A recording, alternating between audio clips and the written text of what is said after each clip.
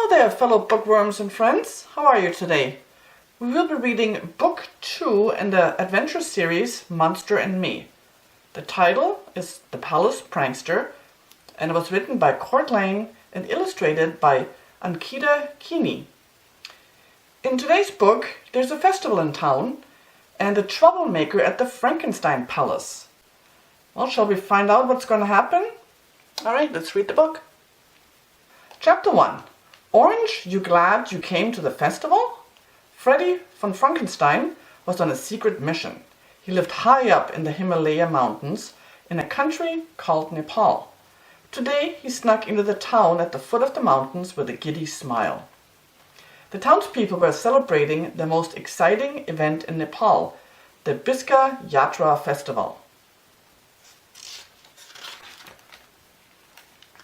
All the townspeople were celebrating the new year with music and dancing, but Freddy thought the most fun part was that they flung a bright red-orange powder called sindoor at each other.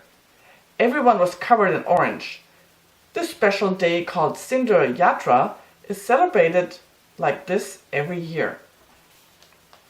Freddy had watched the festival from the top of the mountain for years, and this time he was determined to join the fun.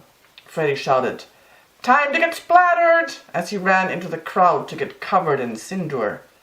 But just then he heard the sound of bzzz, bzzz. He was getting a surprise video call on his wrist communicator. Bummer, moaned Freddy. He wanted to ignore it and continue celebrating, but the call was from his brother and his best friend, FM, so he answered. "Where are you?" his big brother asked. "I'm down in the village, about to get covered head to toe in orange stuff," said Freddy. FM looked worried. "Freddy, you're not supposed to go to the village alone. You're gonna get in trouble."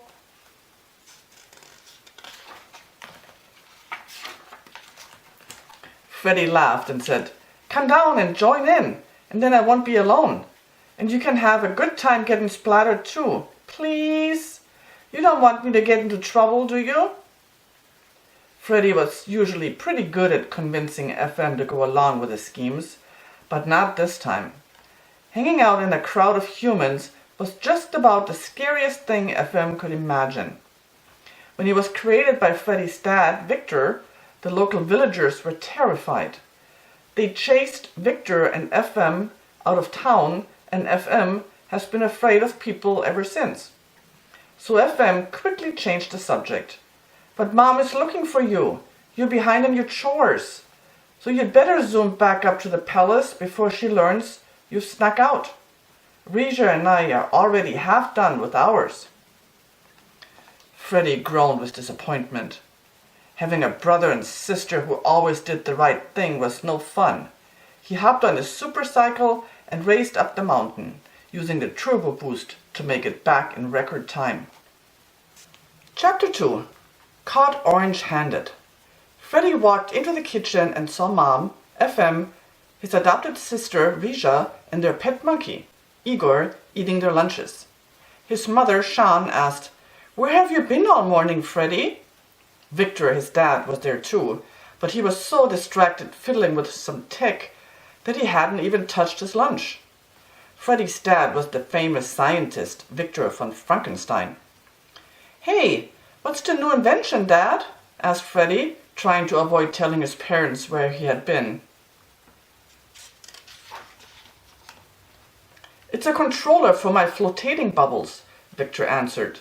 "Without the controller operating them, the bubbles float anywhere willy-nilly. But the signal is messed up." Freddy slyly asked, "Can I help you, Dad?" But Sean saw that Freddy was trying once again to avoid his responsibilities.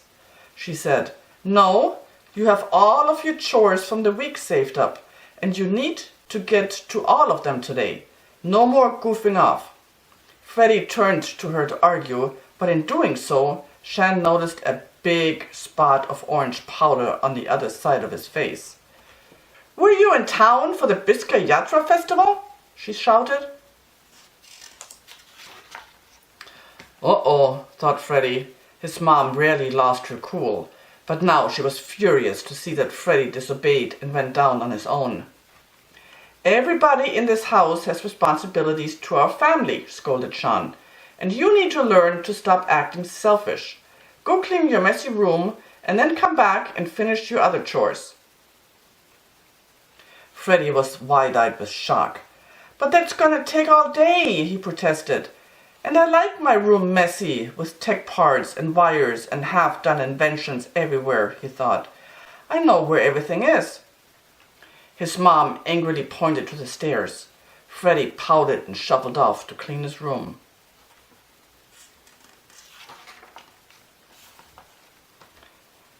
Chapter 3. Pop Goes the Bubble. FM and Riya walked into Freddy's room, trying to cheer him up. Riya asked, "Why don't you like cleaning your room?" "Ugh," thought Freddy, "who likes cleaning?" Riya continued, "I love my new room. I take pride in keeping it tidy and pretty." Freddy took his room for granted, but Riya was so excited to have a space of her own. As Freddy rolled his eyes at Riya, there was a loud popping noise that startled all three of them. Pop, pop, pop. It seemed to be coming from the lab downstairs. Then they heard Mom and Dad yelling, so they all quickly ran down to the lab. FM nearly fell down the stairs with fright. There, they saw both Victor and Sean covered in orange goo. "Dad's bubble invention must have gone horribly wrong," thought Freddy. "This is a disaster, but it's also a little funny too." Freddy heard a giggle and looked around to see who it was, but it didn't sound like FM or Riya. Victor turned to Freddy and asked, "Do you think this is funny? Because it is definitely not."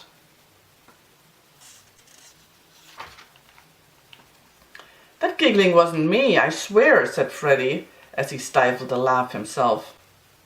Victor sighed and said, "Kids, we need you to help clean the goo off the lab." "What? Why us? We didn't make the mess," protested Freddy. Sean answered skeptically, "Even if you didn't, we really need help cleaning it." "No way!" Freddy was frustrated. "Punished for something I didn't even do." After Mom and Dad left to wash the goo off themselves, Freddy complained, "I can't believe I left the festival just to be punished all day." Riya's eyes lit up. "You went to the festival? Oh, please tell me all about it," she asked Freddy. "Dancing and music and orange powder, it sounds like so much fun." "Maybe later," Freddy said with a pout. "I have too many chores to do now." "We'll help out. We know you didn't do this," FM said, relieved to have chores to keep them away from the crowd in the town below. They tried to sweep up the orange goo with brooms, but it just pushed the mess around. "I think we need some mops," Freddy said, wiping his brow. Riya nodded. "Agreed. This doesn't seem to be working." As they went to find some, suddenly an explosion shook the palace. Kapow! "What's happening now?" FM moaned. "That sounded like it came from the kitchen," Riya said. They raced down and arrived at quite a sight. The pineapple buns Sean had just baked had exploded like snow all over the kitchen. Little bread flakes were still floating down. "2 disasters in a row. Are we being pranked?" FM wondered. Riya asked, "What is pranked?" "Pranks are naughty tricks some people do to make mischief," Sean explained. "Maybe somebody is busy doing pranks because they are too bored doing their chores." She looked sternly right at Freddy as she said it. Freddy was shocked. "Hey, I had nothing to do with either explosion. And they're only making more chores for me." "Now I'm getting blamed for this too," thought Freddy. "I'll show Mom that she's wrong. I'm going to find out who this prankster is. I'll investigate, like a detective." "I think you probably just want to do something more fun than chores," FM teased. But Freddy was in no mood. "Not even my brother is taking my side?" He stormed off to his room. Chapter 4. Detective Freddy is on the case. I'll get to the bottom of this, Freddy rolled, as he packed high-tech detective inventions in his backpack to help him investigate. As Inspector Freddy von Frankenstein does, I'll use my smarts to expose the prankster. Freddy first went to check Victor's security system and saw that no one else had entered the front door all day. So it has to be someone in the house. Only Dad, Mom, FM, Riya and Igor live in the palace, he thought. Next, Freddy sorted through the suspects. Dad and Mom were furious about the pranks, so it couldn't be them. FM is too afraid of explosions and loud noises, so it couldn't be him either. That leaves Riya and Igor as my only suspects. Freddy was pleased that he was off to a good start. But a great detective needs a great sidekick, thought Freddy. I'll enlist FM as my assistant detective. Finding FM alone in the lab, mopping up goo, he pleaded. You gotta help me figure out who's behind the pranks. Okay, FM replied, but just because I don't like to see Mom mad at you. Freddy shared his evidence. It could be Igor, but I think it's got to be Riya. We only met her a few weeks ago. What do we really know about her? Well, she didn't even know what a prank is, FM pointed out. And don't you remember? She used her werecat powers to help us stop the Yeti. It can't be her. Even though Freddy thought this was pretty convincing, he still dragged FM to the kitchen to interrogate Riya. She was busy cleaning up the kitchen mess. You were the one who caused the explosions today. Admit it, accused Freddy. Riya looked shocked and then hurt. How could you say that? She asked. Freddy almost felt a touch of guilt, but all of a sudden a big wet noise came from upstairs. Splat! Another explosion? They looked at each other. Then all three of them ran up to find Riya's newly decorated bedroom ruined with splattered purple paint everywhere. Riya sank to her knees. My room, she started to cry. FM gave her a gentle hug and said, we will make it nice again, I promise. Freddy also felt sorry for her. She can't be the prankster if her own room was ruined. I'll figure out who did this. Freddy swore to her. I promise, Riya. He pulled on his high-tech goggles and scanned for clues. But his goggles couldn't spot any strange footprints. Then Riya perked up and listened closely. Did you hear that giggle? Asked Riya. Nope, both Freddy and FM said. Riya remarked, I think being a werecat means my senses are better, even when I'm in human form. I hear someone giggling far away. Wow, that's so cool, said FM, impressed with her ability. Freddy tried to hide his envy. I have to make my own tech to do that kind of stuff, he thought. I think we really need Riya's super senses on our sleuth squad, FM insisted. Okay, just this once, sighed Freddy. So, that leaves Igor as the last suspect, FM said.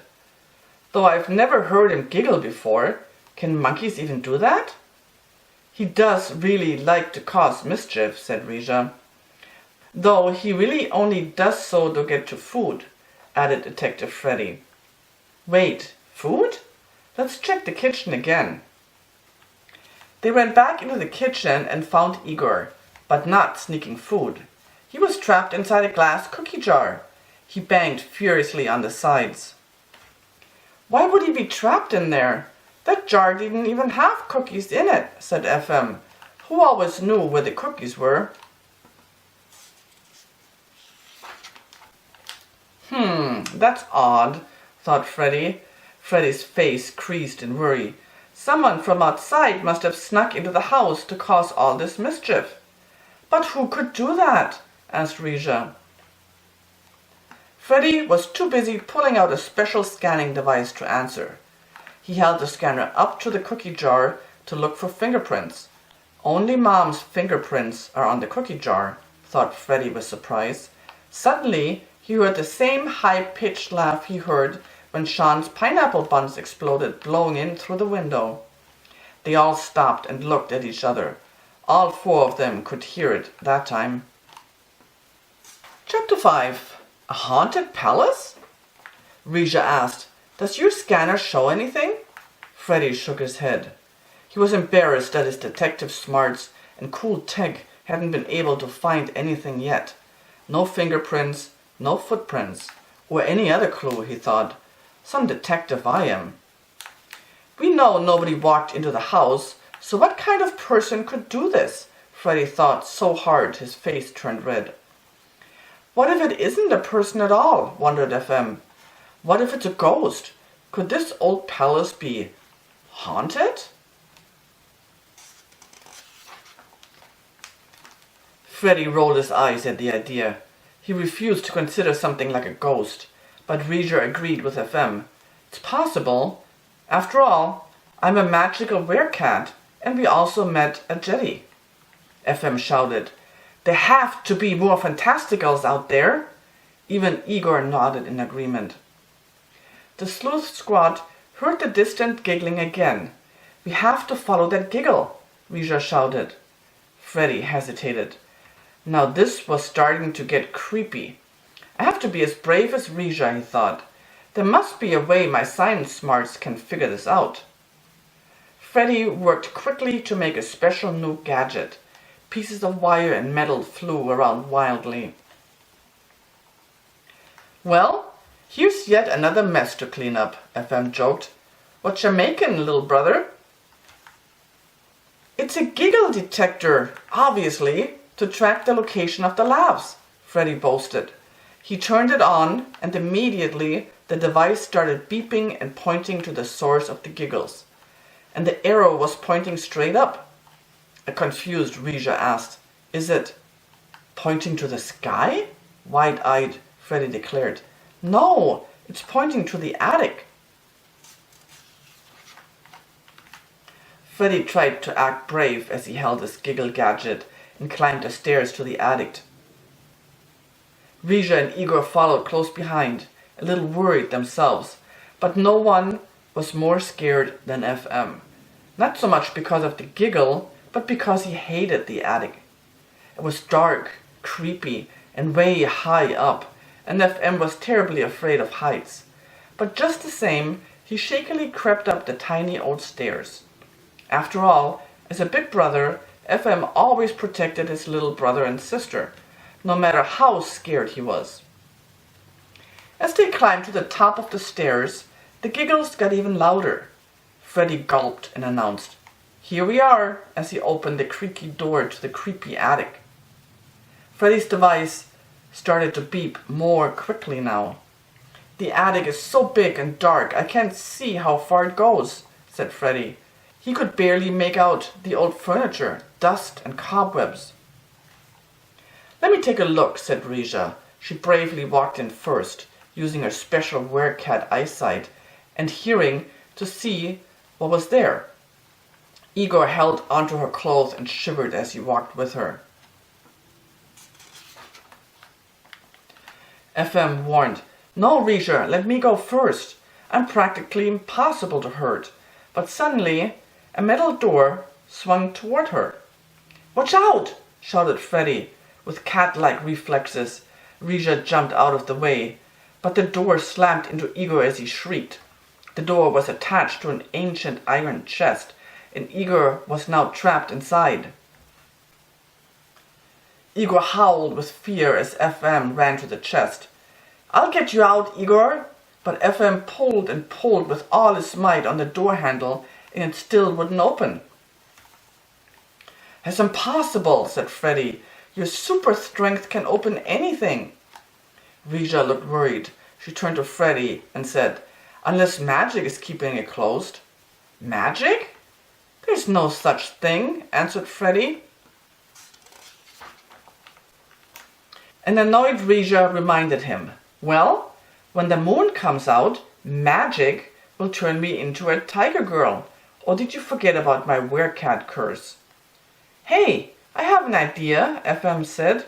My super strength isn't from magic, it's from science. But maybe your supernatural tiger claws can fight the magic and free Igor. I hate to admit it, but he might be right, Freddy said. If the trap is really a magic one, thought Freddy. The sun will set pretty soon, so I think we will get to try out that theory when it does. FM said to Igor, "We'll come back to get you, little buddy." But the monkey screeched with frustration anyway. They all crept forward to continue the search for the giggling prankster. From the light of a tiny window, Riya could see a door on the other side of the attic. As they reached the wall, Freddy's gadget began to beep even more wildly. "It's pointing to the door," said Freddy. "This time I'm going first," insisted FM, even though his teeth were chattering with fear. Entering an even darker part of the attic was almost too much for him. The door was so little, FM could barely fit through. Freddy went in right behind.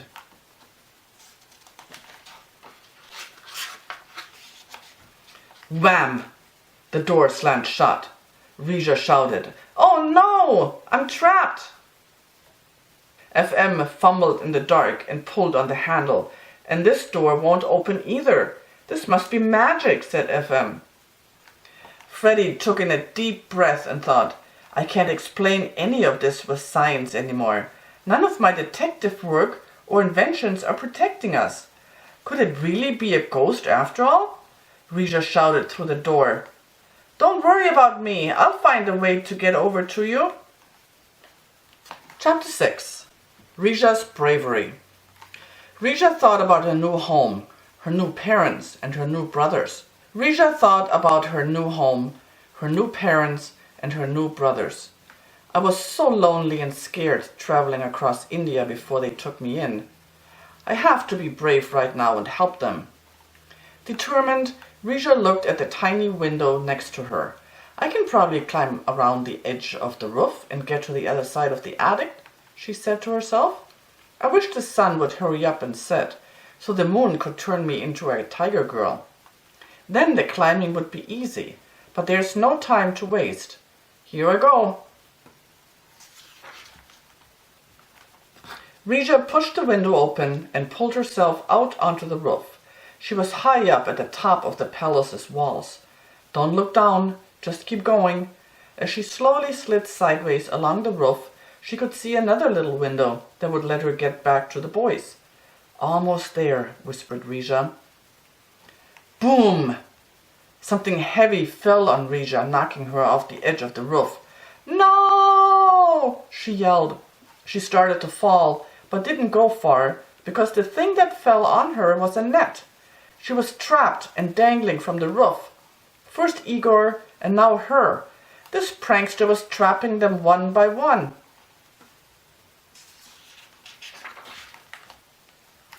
Riya shouted, "Help! Help!" Even down in the palace, Victor and Shan could hear Riya yelling. They ran outside and were shocked to see her hanging from the top of the palace. "Oh no," said Shan with worry. "We have to save her." "I'll find an invention to rescue her," Victor said. "You stay here and help keep her calm." Victor ran in. He was quite worried himself. Could the boys be in danger too? Should I have taken those pranks more seriously? Something strange is happening today. Victor entered the lab and said to himself, "If I can just get my flotation bubble controller working, I could float up to Riya and free her." He worked quickly to try to finish the controller. "Maybe I should have let Freddy help me earlier," said Victor. Chapter 7. An Escape Plan. Freddy was still up in the attic with FM. They could hear Riya yelling for help. "What are we going to do?" moaned FM. "We will probably be caught next," thought Freddy. "We have to get out of here quick. We are too easy to trap up here. My tech and detective skills have failed, so I have to think fast. Freddy's eyes lit up. He put on his high-tech goggles and looked right at the wall to his right. "What are you looking for?" asked FM. Freddy kept staring ahead and answered, "I'm scanning for an escape route. My goggles can see through the wall to the outside." Then Freddy touched part of the wall and shouted, "Punch through the wall right here!" FM used his monstrous strength and easily punched through the wall. "But how will we get down from here?" Freddy smiled as he looked outside and said, "We don't have to get down yet. Look, right there is the roof of the lab that slides open. And Dad can open it and get us down. We can call down to them for help and get out of this creepy old attic. I'm sure the prankster didn't plan on this surprise move." They climbed through the hole and carefully walked to the side of the lab roof. Lucky that Dad is in his lab all the time, thought Freddy. "Dad! Mom! Help!" they shouted over and over, but nobody below responded. FM groaned with fear from the height. "I don't like this at all, Freddy," he complained. Freddy was afraid too, but not from the height. "I'm afraid to go back in the attic and get trapped like Riya and Igor. Maybe I was wrong. Maybe ghosts are real and very, very scary."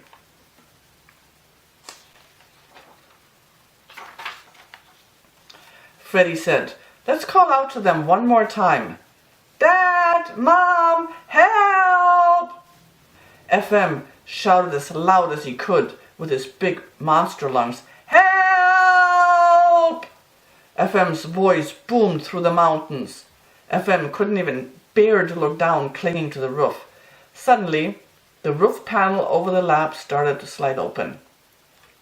"Yay!" cheered the brothers. Freddy shouted, "We're up here, Dad! Can you help us down?" FM sighed. "We're saved." But then, oh no, Freddy thought. Loud giggles came from inside the lab. Freddy's giggle gadget started beeping wildly and pointing straight down. As Freddy nervously peered over the edge and down into the laboratory, one of Dad's orange-colored flotation bubbles rose quickly toward him. Freddy realized, this is the final trap. This is how the ghost catches me. Mom and Dad aren't down there. They are probably trapped too. I'm doomed. Paralyzed with fear, Freddy shut his eyes and prepared for his fate. Then Freddy felt himself pulled to the side. Confused, he opened his eyes to see the bubble enveloping a terrified FM. His brother had grabbed him to save him, but now FM was trapped. Freddy crunched his face and concentrated. Think. There has to be a way to save my brother from floating away, thought Freddy. FM was drifting farther and farther by the second. He was the most scared Freddy had ever seen him, and Freddy had seen his brother afraid nearly every day. FM called out, "Don't worry about me. Just save our family by catching the person behind it all. You're smarter than me, Freddy. You're the only one who can do it." As Freddy sadly watched his big brother and best friend float away, he felt hopeless. There's no telling what this ghost will do to my family next.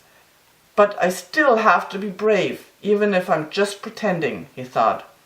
I'm the only one who isn't trapped. Freddy's hands shook as he put his goggles back on, and he walked slowly back to the hole in the attic. He peered inside using his goggles. Their infrared vision showed someone moving around the attic. Ghosts don't give off heat, thought Freddy. Maybe it's not a ghost after all. Even though he was the most scared he'd ever been, Freddy climbed back into the attic. "Who are you? What do you want?" Freddy fearfully shouted. All of a sudden, things started flying at Freddy. First an old soccer ball bounced off him, then a dress landed on him. Finally, a tuba fell on his head. This is more silly than scary, he thought. I'd laugh if I weren't so mad. Freddy pushed them all away and kept moving forward. "I'll stop you yet, whatever you are," vowed Freddy. Chapter 8. The chase is on. Meanwhile, FM was scared silly as his bubble floated away. After a while, the wind shifted and it started to glide lower. "Hooray!" shouted FM. "If it lands on the ground, I can punch my way out and be free." The monster was relieved until he saw where the wind was taking him. Right into town, with thousands of people still at the Biska Yatra festival. "Everyone will see me. Oh no!" Nothing scared FM more than a crowd of humans. He worried and watched as his bubble slowly floated down. "The sun is setting, so maybe they won't notice me in the dark," he wished. "Oh, this is the worst day ever." Freddy was surprised that the door to the rest of the attic opened suddenly. His goggles could see that the creature was in that part of the attic. "Now is my chance to catch this thing," thought Freddy. Just as Freddy burst through the door, he heard a cackling. "Hee hee hee!" It headed down the stairs on the far side. Freddy gave chase. "Stop! You can't escape!" he yelled. He arrived at the top of the stairs and could see a shadow spiraling its way down. "It looks really small," thought Freddy. "And it is not running? It seems to be floating. Could it be a tiny fantastical?" He zoomed down the stairs. Boom! Bump! Freddy looked back to see the giant iron chest that trapped Igor falling down the stairs behind him. "Oh no!" He could hear Igor screeching inside as it came bouncing down the stairs right at him. Freddy ran faster. Below, the fantastical squealed, "Hee! That'll getcha!" "I can't outrun the chest," thought Freddy. "I've got to use my smarts instead of my speed." He concentrated really hard and calculated the timing and bounces of the chest. At just the right moment, he crouched low and the chest went right over him and down the stairs. It bounced and crashed over and over. With a final smash, he heard an oof. At the bottom of the stairs, he found a very odd little imp, dizzy from being hit by the chest. Igor, now free, took one look at it and ran away. As Freddy approached cautiously, he thought, "I'll use my goggles to scan the villain." His wrist communicator told him, "Analysis complete. This is an enchanted creature from legends in India. It is a nature spirit known as a yaksha. They are known to float on the air, have magical powers, and cause lots of trouble." The imp whined, "Hey, I don't cause trouble. I create fun, especially when I'm bored." Freddy cornered him and said, "You do cause trouble. You tricked my parents into thinking I was pulling all those pranks. Do you have a name, naughty yaksha?" "I'm Uday," the imp giggled. "Why are you here pranking us?" asked Freddy.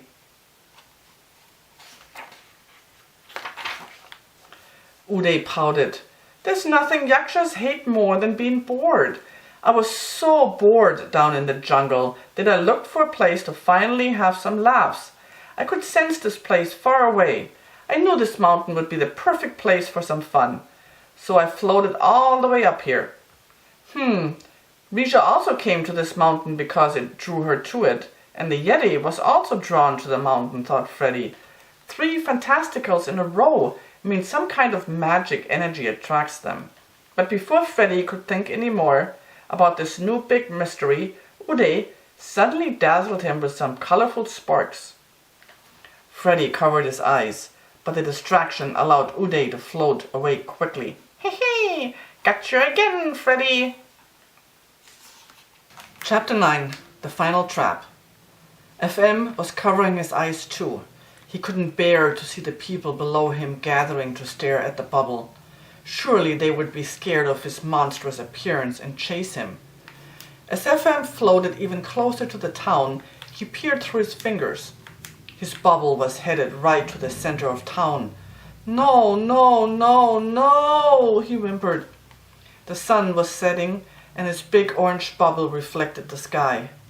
Villagers stopped dancing and flinging the sindoor powder to look at the strange sight. FM shook with fear. Freddy wished his big brother were there to help him catch Uday. FM's strength and speed would totally do the trick, but it was up to Freddy alone. Freddy was pretty mad now, and Uday knew it as he flew quickly down to the first floor. You and your big monster brother and your silly monkey and your tricky sister are awfully fun to prank. I'm having such a good time. I may just live here forever, cheered Uday. Oh no, that would be horrible, thought Freddy. I can't believe I was scared of a naughty little imp. He's not so scary, but he is a whole lot of trouble. Freddy chased the yaksha into the lab. Uday giggled when Freddy nearly slipped on the orange goo left over from the explosion earlier. Freddy slid around trying to grab at Uday, but the imp just floated out of his grasp. You will never catch me, clumsy boy, he laughed. Uday hovered right in front of Freddy, grinning. Why is he waiting for me, thought Freddy. Is it a trick?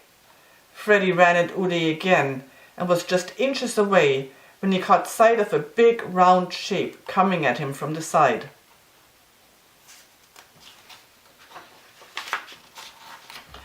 Oh no, it's another of Dad's flotation bubbles. The bubble oozed all around him. Now I'm trapped in one too. He won, thought Freddy, shocked. Now I'm going to float away too, and no one can stop Uday from pranking my family. Uday laughed louder than he had ever before. Hee hee, ha ha, ha ha ha. As the bubbles started to rise, Freddy started to give up all hope. But then he heard, Freddy, hold on! It was his dad, running in to save him, and Riya too, in tiger form. The moon must be out now, thought Freddy. Hopefully those tiger powers come in handy against Uday. Victor used his newly finished controller to slow Freddy's bubble down. It looks like it's working, he cheered. But Uday was busy waving magic sparks from his hands, which pushed the bubble higher. It's science versus magic, and magic is winning, worried Freddy. Darn! The signal isn't strong enough, Victor moaned. Shan and Igor ran into the room, trying not to slip on the orange goo on the floor. We'll save you, Freddy, shouted Shan. Eep, eep, screeched Igor in support. I have a plan, announced Riya. She jumped on Victor's shoulders. And using her fantastic cat-like balance, she stood on top of Victor and waved Igor over. She had a piece of straw from Freddy's broom in her paw. She instructed Igor, climb onto my shoulders and use the straw to pop the bubble.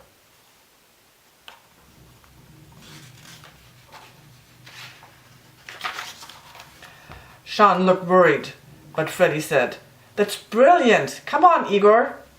The monkey strained and got the straw high enough to poke at the bubble. Plink! It bounced off the thick orange skin of the bubble and didn't get through. Igor strained even harder and tried again, but no luck. As Uday cackled watching this, suddenly Shan surprised him from behind and threw him in another of the floating bubbles. He banged on the sides but was trapped. Hey, no fair! He squealed in frustration. I won't have mischief makers in my house, Shan scolded. Uday was just distracted enough for Victor to use his controller to lower Freddy's bubble quickly on the straw. Pop! Orange splattered all over Victor, Shan, Riya, Igor, and Freddy. But they couldn't have been happier to be covered in goo. Now Uday really started to have a hissy fit. You're spoiling all my fun, he complained. Ah, so you don't like it now that the tables have turned on you, Freddy said triumphantly. Maybe we can just get the bubble to float him all the way home, said Victor. Victor quickly worked to tweak his flotation bubble controller. If we can boost the signal stronger, it will be no match for Uday's magic. Freddy pitched in and they got it working together. All right, here it goes. Victor pressed the controller and the bubble went zooming out of the palace, sending the imp all the way back to where he came from. He wasn't really that scary after all, and certainly not as scary as a ghost, thought Freddy. Chapter 10. The Missing Monster. And with that, the mystery is solved and the mayhem is over, cheered Freddy. We four unlikely sleuths worked surprisingly well together to save the day, haven't we? But wait, where's our fourth detective? Wondered Riya. Oh, wait! FM got carried away in a bubble too. Where could he be, Dad? You didn't send him away with Uday, did you? Freddy cried out. Victor looked at his controller and was shocked. No, but there's another bubble landing right now in the town. He's with all the villagers from the festival. Oh no, that's his worst nightmare, worried Freddy. Victor said, I can pop it remotely, so hopefully he can escape before they see him. And he pushed the button. At that very moment, FM was frozen in fear as his bubble hovered over the town. Just as it touched the ground, it went pop, splattering FM and the crowd in orange from head to toe. FM covered his eyes, waiting for people to scream in terror. But a huge cheer erupted. They thought he was the best Biska Yatra partier of them all. FM grimaced and said, Hi everyone. And then he ran as fast as his legs could go. He sprinted all the way to the palace, dropping orange globs the whole time. When FM arrived home, he told his terrifying bubble story. See? You didn't have a bad experience with humans this time, Riya pointed out. Riya's right. People aren't that bad, said Freddy. But sometimes little brothers can be kind of mean, he continued. I'm sorry for accusing you of being the prankster, Riya. I know now you would never do such a thing. And thank you for saving me. Otherwise, I'd probably be floating somewhere over China right now. Shan was thrilled with Freddy's apology. Thank you for apologizing to your sister, Freddy. He looked at his mom's smile and was happy to make her proud. Then Freddy glanced around the lab and said, Oh, wow! I still have so much cleanup to do. His joy turned to sorrow as he thought about all the chores he had to do that night. Clean the lab, clean his room, put away his laundry. Shan gave him a hug and said, It's been quite a day. You can start on those chores tomorrow. Phew, sighed Freddy. That's too many chores for one night, he thought. I know I was disappointed that you went to the festival instead of taking care of your responsibilities, Shan told him. But by finding our intruder and helping Dad with the controller, you contributed in a big way to helping our family and home. Victor added, I'm proud of you and of how brave you were as well. Shan gave Freddy a hug. And I owe you an apology too for suspecting you were the prankster. Now why don't you take Riya to see the very end of the festival? No thanks, Freddy said to her surprised Shan and Victor. I've had enough surprises and splatters for one day. I might as well get a little head start on cleaning. And with that, Freddy headed up to his room. A shocked Shan and Victor laughed, and FM and Riya walked up the staircase to help him. The end. Did you enjoy the Monster and Me book? Yeah, it's a pretty fun adventure story, isn't it? Alright, cool. You can find this book and many others just like it at your local library, or you can check out the description to learn more below. You can become a read-along book club member by subscribing to our channel and hit the bell if you're allowed to do so you don't miss any future uploads. Until next time, bye!